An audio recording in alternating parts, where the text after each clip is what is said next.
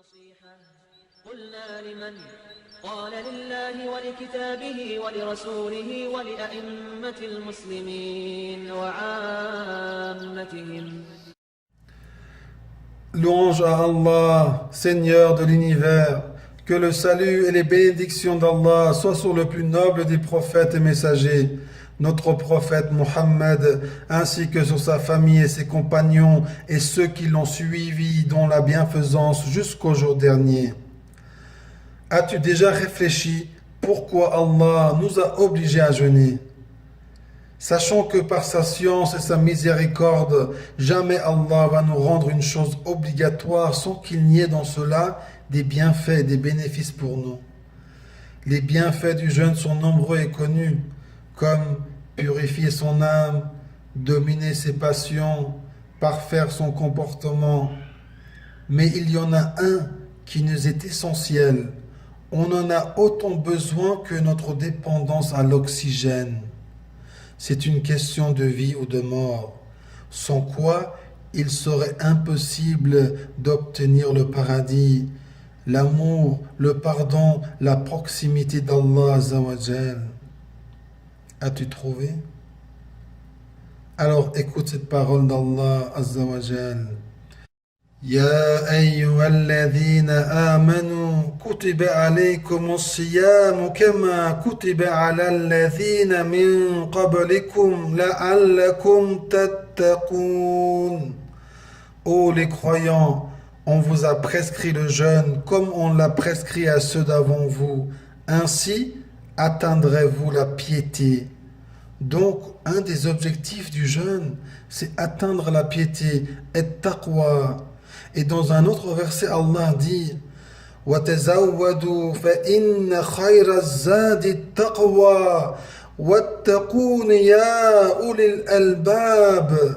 Et prenez vos provisions, mais vraiment la meilleure provision est la taqwa. Et craignez-moi, ô doués d'intelligence.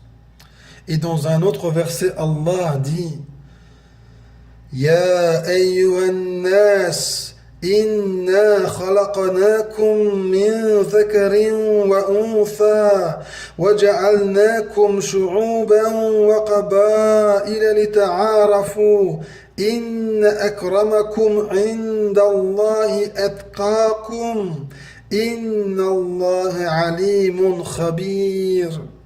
Ô homme, nous vous avons créé d'un mâle et d'une femelle, et nous avons fait de vous des nations et des tribus, pour que vous vous entreconnaissiez.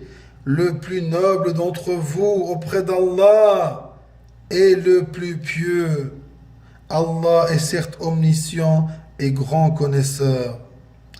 On voit que l'objectif du jeûne, c'est l'acquisition de la taqwa, que la meilleure des provisions que l'on puisse amasser dans ce bas monde, c'est la taqwa. Le meilleur auprès d'Allah, c'est celui qui a le plus de taqwa. Et les versets allant dans ce sens sont nombreux. Mais en fait, c'est quoi la taqwa? On traduit la taqwa notamment par la piété, ou bien la crainte pieuse, ou encore la crainte révérentielle. Au niveau religieux, et taqwa, c'est ce que l'homme prend pour se protéger, se préserver, se mettre à l'abri du châtiment et la colère d'Allah. Cheikh Abdel Mohsen al-Abbad, Hafizahullah, a dit au niveau religieux et taqwa est le fait que l'homme place entre lui et la colère d'Allah une protection. Et cette protection est l'accomplissement des ordres d'Allah et l'éloignement des interdits. C'est quoi la relation entre le jeûne et la taqwa? Le jeûne est l'une des raisons principales pour atteindre la taqwa. Car tu ne peux pas atteindre la taqwa si tu ne restreins pas les voies de la jouissance et des plaisirs. Ainsi, chaque fois que la nourriture est réduite, les passions diminuent. Et chaque fois que celle-ci diminue, les interdits sont écartés et tu deviens plus pieux. Je vais te donner un exemple. Imagine-toi, que la piété et taqwa est juste devant toi. Tu souhaites l'atteindre car tu aimerais davantage adorer Allah. Mais tu n'y arrives pas car il y a des barrières infranchissables qui t'en empêchent. Qu'est-ce que tu as à faire? Tu n'as pas le choix. Il faut s'attaquer aux barrières. C'est là que le jeûne rentre en jeu. Les barrières infranchissables sont en fait tes passions qui t'empêchent d'atteindre la piété. Et le jeûne, en limitant l'accès à la nourriture, la boisson et les rapports charnels, va justement faire diminuer tes passions, tes désirs, jusqu'à les réduire à néant. Et une fois qu'ils seront anéantis, il n'y aura plus d'obstacles, plus de barrières qui t'empêcheront d'atteindre ton but, d'atteindre la piété. La taqwa est ainsi une qualité du cœur qui se manifeste par des actes, obéir aux ordres d'Allah et s'éloigner de ses interdits. En fait, obéir aux ordres d'Allah et s'éloigner de ses interdits, c'est le résumé de toute une vie. C'est pour cela qu'Allah nous a créés. Il n'y a pas un seul moment dans notre vie où nous ne sommes pas partagés entre l'obéissance ou la désobéissance. La mission du musulman, c'est justement de passer l'entièreté de sa vie dans l'obéissance à Allah. Est-ce que tout le monde y arrive? Non. La chose qui va t'aider à passer la majeure partie de ta vie dans l'obéissance est justement la crainte d'Allah. Par crainte d'Allah, tu vas baisser le regard devant quelque chose d'interdit. Par crainte d'Allah, tu vas t'éloigner des endroits mal fréquentés. Par crainte d'Allah, tu vas te nourrir des choses licites. Par crainte d'Allah, tu ne vas pas mentir quand tu es amené à témoigner. Et c'est ainsi pour tous les moments de la vie. Ce qui va faire la différence entre nous, entre toi et moi, dans l'obéissance ou la désobéissance d'Allah, c'est notre niveau de piété, c'est notre niveau de taqwa.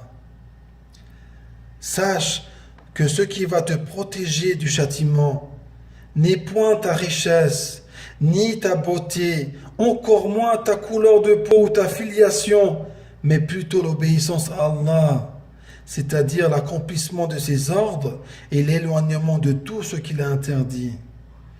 C'est pour ça qu'il faut voir le mois de Ramadan comme un bon ami qui te veut du bien.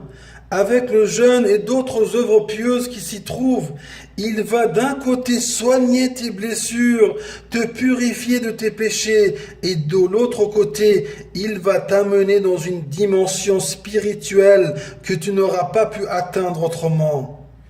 Alors, mon frère, ma sœur, fais bon accueil à cet ami précieux qui ne vient qu'une fois par an. À toi de jeûner avec ferveur et piété ce mois béni de Ramadan, afin d'amasser la meilleure des provisions, car la taqwa est la cause de la réussite dans ce bas monde et dans l'au-delà. Elle conduit à la satisfaction, au pardon d'Allah, ainsi qu'au plus haut degré du paradis.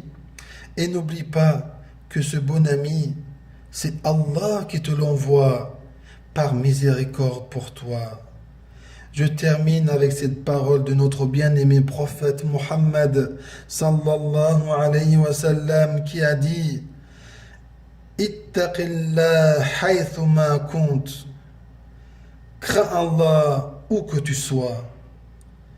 Wa akhiru da'wana anil hamdulillahi rabbil alamin.